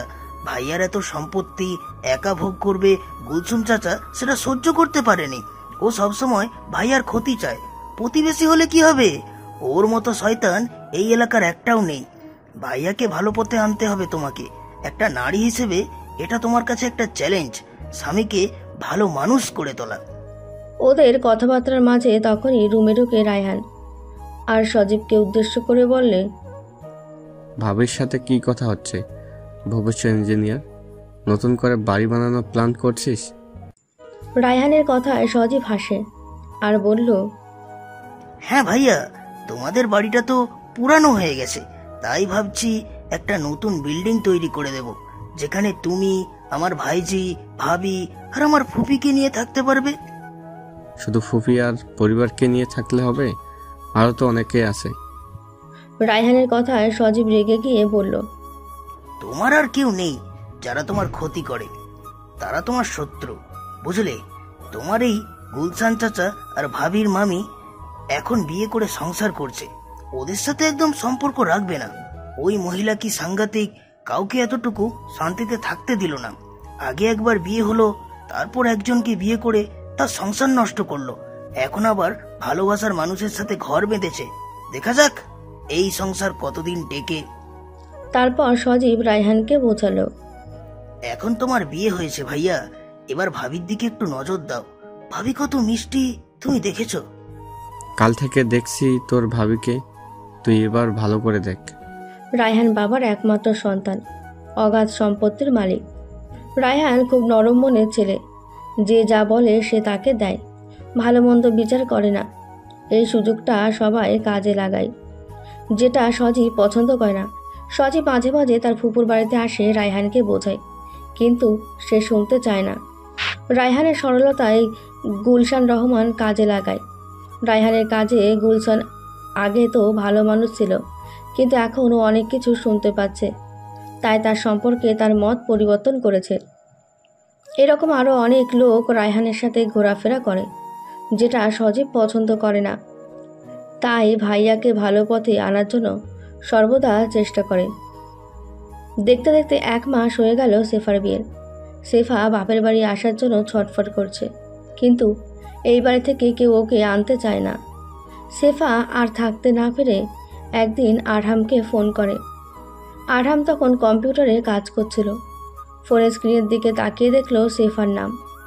আরহাম ফোনটা রিসিভ করলো আর বলল, হ্যাঁ বলো আপু, কেমন আছো? আরহামের কথায় সেফা কাঁদতে লাগলো, আর কাঁদতে কাঁদতে বলল, আমার তো 1 মাসের উপর বিয়ে হয়ে গেল। শ্বশুর বাড়ির লোক আমাকে কথা শোনাচ্ছে, আমার বাবা নেই, ভাই নেই, মা নেই বল একবারও কি আমার বাপের বাড়ি যেতে পারবো না? জানি আমার বিয়েটা ভালোভাবে হয়নি, তবু বিয়ে তো হয়েছে, একটা নিয়ম আছে, মেয়েদের বাপের বাড়ি যেতে হয়। তুই একবার আয়, আমার শাশুড়িকে বল আমি যাবো। তারপর কিছুক্ষণ চুপ থেকে আবার বলল, আর কাকে ফোন করবো বল, তুই ছাড়া কে আছে? ছোট মামা আমার সাথে তো ভালো করে কথা বলে না, আর যে ছিল সব থেকে বিশ্বাসী আমার কাছে, আমার সেই রাকিব ভাই, সে তো আমাকে ভুল বুঝে চলে গেল। আমি জানি না আমি ভুল করেছি, কিন্তু কি করব বল? তোরা কি চাইছিস আমি মরে যাই? সেফার কথা শুনে আরহামের খুব কষ্ট হয়। সে জানে সেফা খারাপ মেয়ে নয়, এইসব সাইমা বেগমের কাজ। সেফা পরিস্থিতির শিকার। আরহাম সেফাকে বলল, তোমাকে ওইসব নিয়ে ভাবতে হবে না, আমি যাব। আমি সময় পাইনি তো, দোকান স্কুল একসাথে সামলাতে হচ্ছে, তাই ব্যস্ত আছি। আপু, আমি আজকেই বিকালে যাব। ভাই সত্যি তুই আসবি? মিথ্যে বলছি না আপু, সত্যি যাব। তুই আর রাকিব দুজনে আমার কলিজা, তুই আয় ভাই, আমি একটু তোকে দেখতে চাই। বাড়িতে এসে আরহাম তার মাকে কথাটা বলল। তার মা ফাতেমা বেগম বলল, আরহাম, বিয়ের পর মেয়েদের বাপের বাড়িতে আসতে হয়। ওর তো বাবা মা ভাই নেই তো কি হয়েছে, তোরাই ওর আপন। রাকিব কোথায় চলে গেল, তার খবর কেউ জানে না। শান্ত বিদেশে, তোর ছোট চাচার শরীর ভালো নয়, বাড়িতে একমাত্র তুই আসিস, তুই ভরসা। তুই যা, আর সাথে সামিরাকে নিয়ে যাবি, নতুন জামাইকে সাথে নিয়ে আসবি। সামিরা যাবে যদি চাচা রাগ করে। রাগ করবে না, আমি তোর চাচার সাথে কথা বলবো। ঠিক আছে মা, তুমি তাহলে চাচার সাথে কথা বলো, আজকে বিকালে যাব। রাতে অমর চৌধুরী বাড়িতে এলেই ফাতেমা বেগম বলল, ভাইয়া, শেফাকে তো শ্বশুর বাড়িতে আনতে যেতে হবে, আমরা ছাড়া আর কে আছে ওর? শেফা ফোন করেছিল, আর হামকে ও শাশুড়ি নাকি বলেছে। ফাতেমা বেগমের কথা শুনে অমর চৌধুরী বলল, ঠিক আছে, নিয়ে আসবে। আরহাম সামিরাকে নিয়ে যাবে। ঠিক আছে, যাবে, তবে বিকেলের মধ্যে চলে আসতে বলবে। হ্যাঁ, বিকেলের মধ্যেই চলে আসবে। তারপর আরহাম আর সামিরা দুজনে মিলে শেফাকে আনতে যায়। সামিরাকে দেখে শেফা জড়িয়ে ধরে আর কান্না করে দেয় আর বলে, বোন তুই ভালো আছিস? হ্যাঁ আপু, আমি ভালো আছি। সামিরা আর শেফা যখন কথা বলছিল তখন সিঁড়ির ওপর থেকে সজীব নিচে নেমে আসে। সজীব যে কলেজে পড়ে সেখান থেকে রায়হানদের বাড়ি বেশি দূরে নয়, তাই মাঝে মাঝে সে রায়হানদের বাড়ি আসে। সামিরাকে দেখে সজীবের ভালো লেগে যায়। সে এক দৃষ্টিতে সামিরার দিকে তাকিয়ে থাকে। শেফার কাছে এসে সজীব বললেন, ভাবি এরা কারা? এরা আমার মামাতো ভাই বোন, আমাকে আনতে এসেছে। আমি আজকে এদের সাথে যাব। ভাইয়া আর ফুপির সাথে কথা বলেছো? হ্যাঁ বলেছি, মা যেতে বলেছে। আর ভাইয়া? তোমার ভাইয়া সকালে বেরিয়ে গেছে, তাকে বলার সুযোগ পাইনি। তার মানে তুমি একাই যাচ্ছ? ভাইয়াকে সাথে নেবে না? হ্যাঁ নেব তো। কোনা যাবে, যদি চাও তুমিও যেতে পারো। এখন যেতে পারবো না, যদি কখনো সুযোগ আসে আমি অবশ্যই তোমার বাপের বাড়ি যাব। শেফা যাবার জন্য রেডি হচ্ছিল, ঠিক সেই সময় রায়হান আসে। রায়হান রুমে ঢোকার আগেই তার মা শবনম বেগম তাকে ডেকে পাঠায় আর বলে, রায়হান, তোর শ্বশুর বাড়ি থেকে লোক এসেছে শেফাকে আনতে। তুই চাইলেও যেতে পারিস, তুই অশান্তি করবি না। মেয়েটা খুব ভালো, আমি তো দেখেছি, খুবই যত্ন করে কনাকে। মেয়েটা খুবই ভালো সংসারী মেয়ে। আমার বয়স হচ্ছে, আমি আর তোর জন্য চিন্তা করতে পারছি না। এবার আমাকে শান্তি দে, আমি আর বেশি দিন বাঁচব না। আমি যাবার আগে যেন তোকে সুখী দেখে যেতে পারি। মায়ের কথায় কিছু বলল না রায়হান। সেও দেখেছে শেফা কতটা দায়িত্বশীল। শেফা সত্যিই ভালো মেয়ে। রায়হান শেফাকে কথা দিয়েছে, তবু সে মদের নেশা ছাড়তে পারছে না। মদ খেয়ে মাঝে মাঝে মাথা ঠিক থাকে না, তবুও কিছু বলে না। তার উপর তাকে খুব যত্ন করে। মদ খাওয়ার জন্য গুলশান রহমান ওকে উৎসাহ দিতে থাকে, এমনকি খারাপ মেয়েদের সাথে মেশার সুযোগ করে দিত। প্রথম বিয়েটা মামার বাড়ির লোকেরা দেখে দিয়েছিল। সেই মেয়েটাও খারাপ ছিল না, কিন্তু রায়হানের ব্যবহার ভালো লাগতো না। তারপরে আত্মহত্যা করে মারা যায়। তারপর তার মা গুলশান রহমানের সাথে কথা বলে ও পাত্রী দেখতে বলে। গুলশান রহমান রায়হানের কাছ থেকে মোটা অঙ্কের টাকা নেবে বলে শবনম বেগম তাতেও রাজি হয়ে যায়। মায়ের সাথে কথা বলে রায়হান রুমে এসে দেখল শেফা রেডি হয়ে গেছে। রায়হান তার আলমারি থেকে কিছু টাকা বের করে শেফার হাতে দিল আর বলল, মেয়েটাকে নিয়ে যাচ্ছ, খুব সাবধানে থাকবে। আর এই টাকাটা নাও, 1 সপ্তাহ থাকবে, তারপর আমি তোমাকে নিয়ে আসবো। রায়হানের কথায় শেফা তাকিয়ে রইল রায়হানের দিকে। রায়হান বলল, টাকাটা রাখো, আর যেটা বললাম কনাকে নিয়ে সাবধানে থাকবে। 1 সপ্তাহ পর আমি তোমাকে নিয়ে আসবো। এদিকে সজীব একভাবে সামিরার দিকে তাকিয়ে আছে। সামিরার অস্বস্তি হচ্ছিল। সজীব আরহামের সাথে কথা বলছিল। তারপর সজীব সামিরাকে বলল, তোমার নাম কি? সজীবের কথায় সামিরা বলল, আমার নাম সামিরা। বাহ, খুব সুন্দর নাম তোমার। আর নামটার মতো তুমিও সুন্দর। আমি ভাবির মুখে অনেক গল্প শুনেছি, আজকে দেখলাম, খুব ভালো লেগেছে। সজীবের কথায় সামিরা লজ্জা পায়। সে তখন আরহামের দিকে তাকিয়ে থাকে। আরহাম তখন তার শেফার শাশুড়ির স্বপ্ন বেগমের সাথে কথা বলছিল। সে ওদের কথা শোনেনি। সজীব বলল, ফোন আছে তোমার কাছে? না, আমার কাছে ফোন নেই। আমি এবার উচ্চ মাধ্যমিক পরীক্ষা দেব, তারপর বাবা বলেছে কিনে দেবে। ঠিক আছে, তাহলে আমার ফোন নাম্বারটা রেখে দাও। আপনার ফোন নাম্বার নিয়ে আমি কি করব? কথা বলবে আমার সাথে, যখন মন খারাপ হবে তখনই কথা বলবে আমার সাথে। সজীবের কথা কিছু বুঝতে না পেরে হাঁ করে সজীবের দিকে তাকিয়ে থাকে। সজীব সেটা দেখে বলল, আমার কথা কিছু বুঝতে পারছো না, তাই তো? আসলে আমি তোমার সম্পর্কে গল্প শুনেছি ভাবির মুখ থেকে। তোমার মা নেই, ভাইয়া কোথায় চলে গেছে, তাই তুমি সবসময় মন খারাপ করে থাকো। তাই বললাম, যখন মন খারাপ করবে ফোন করবে, আর তুমি যদি চাও তাহলে আমি তোমাকে ফোন কিনে দিতে পারি। দরকার নেই। 3 মাস পর আমার পরীক্ষা। এই 3 মাস এখন আমি মন দিয়ে পড়াশোনা করব। আমার ভাইয়া বলেছে আমাকে ভালো রেজাল্ট করতে, তাই আমাকে ভালো রেজাল্ট করতেই হবে। পড়াশোনা ফাঁকি দেওয়া আমার ভাইয়ার পছন্দ করে না, আর আমাকেও সেই শিক্ষা দিয়েছে, তাই আমি ভাইয়ার কথা মেনে চলি। খুব ভালো লাগলো, তোমার ভাইয়া তোমাকে খুব ভালো শিক্ষা দিয়েছে। ভাইয়ার সাথে যোগাযোগ করার চেষ্টা করেছিলে?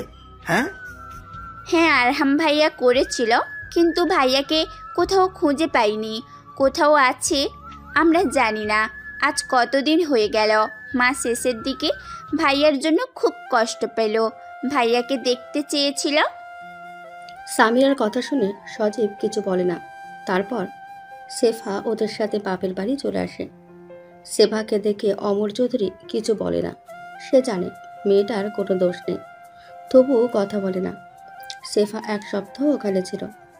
আরহাম তার ভাইয়ের দায়িত্ব পুরোটাই পালন করেছে।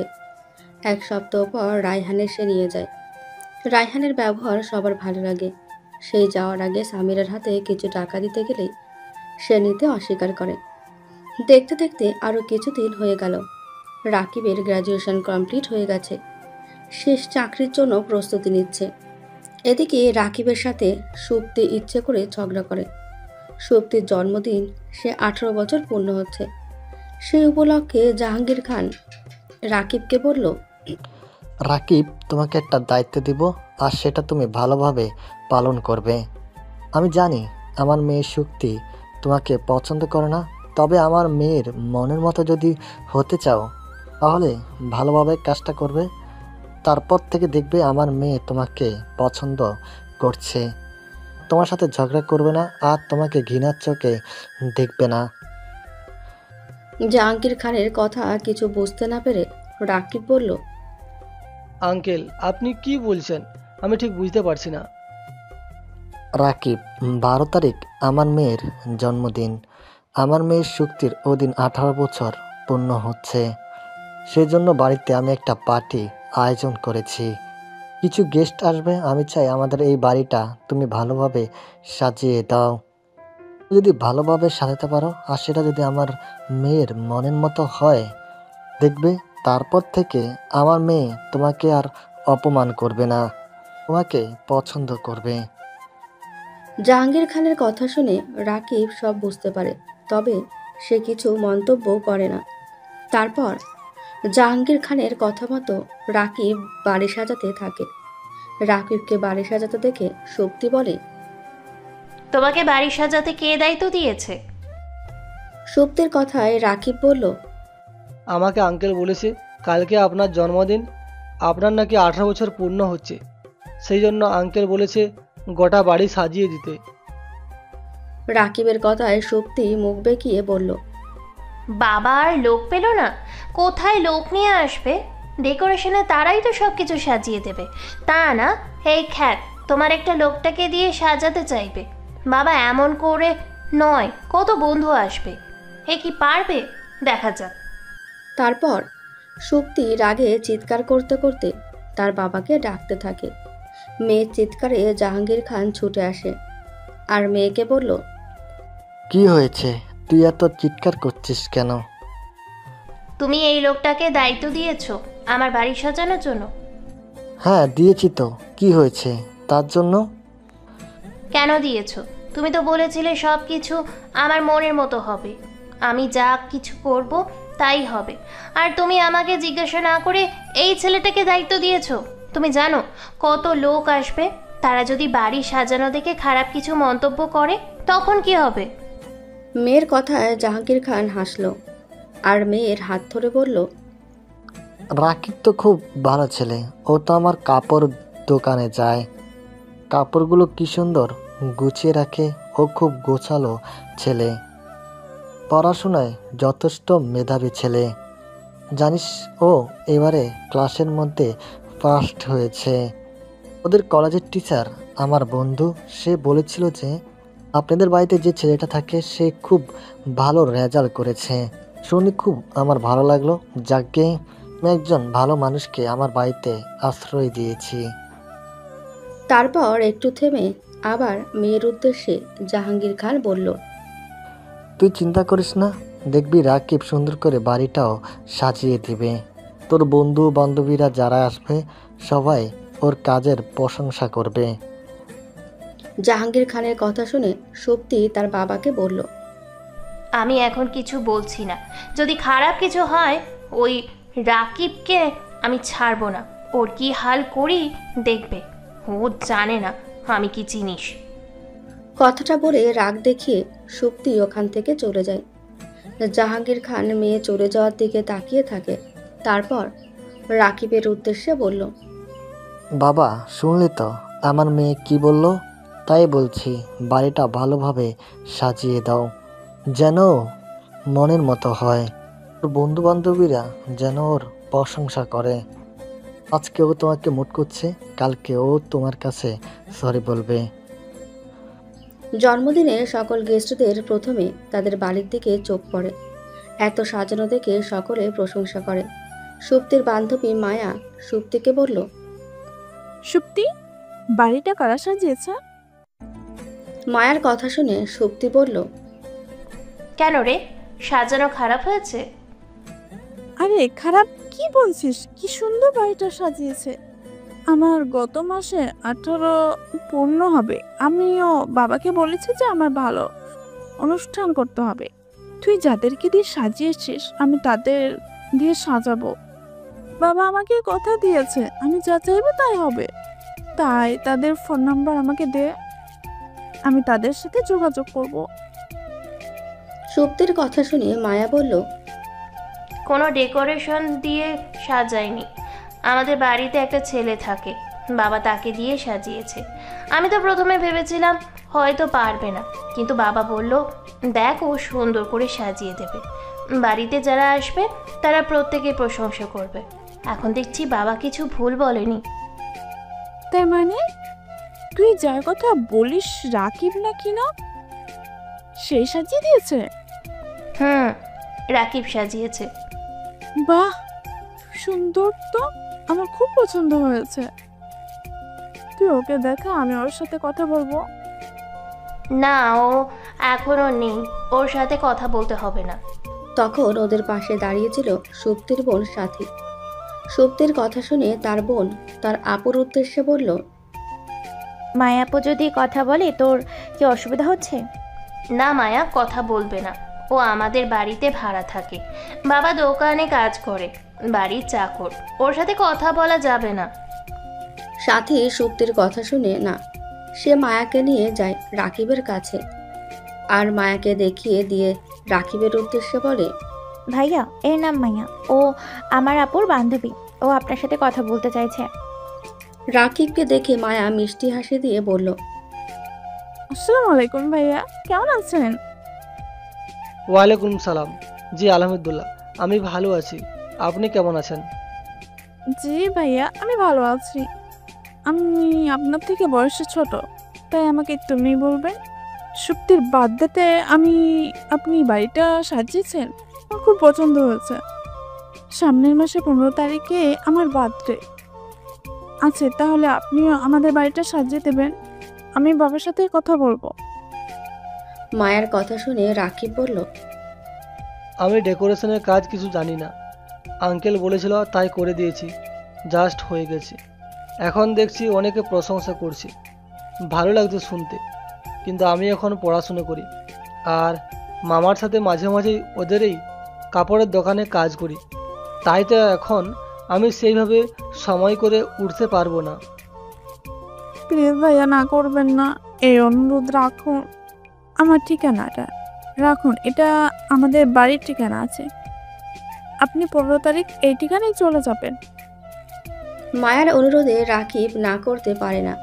সে হাসি মুখে বলল, ঠিক আছে, আমি চেষ্টা করব। দূর থেকে সুপ্তি সবকিছুই নজর রাখছিল। সুপ্তি মায়ের কাছে যেতে সুপ্তি বলল,